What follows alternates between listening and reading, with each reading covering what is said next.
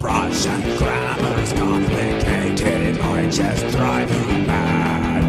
Verbs require conjugation, and nouns are just as bad. Hey!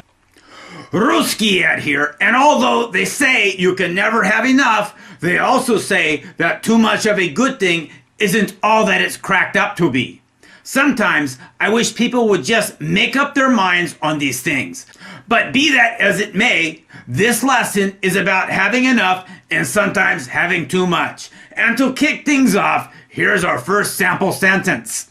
Ani prinesli dostatachno pishi. And that means they brought enough food. The word of interest here is dostatachno, and it means enough.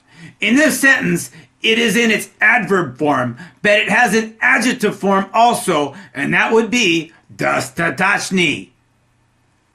And now for sentence number 2. On съел слишком много, and that means he ate too much. The Russian word for two is слишком, as in слишком много or слишком громко, which means too loud. Our third sentence goes like this.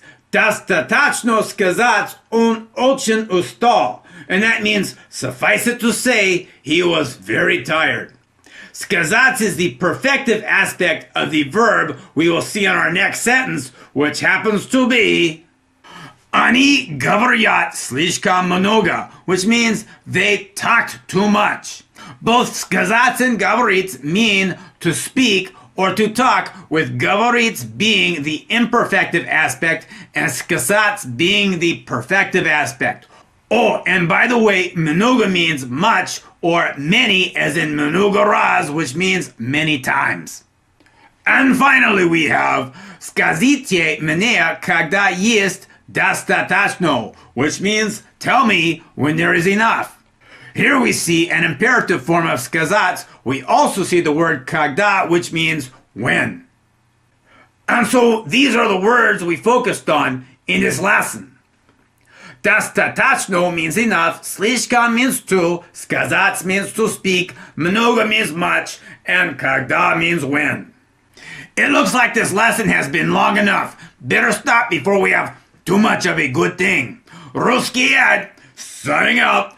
До свидания! Russian grammar's complicated, or just drive you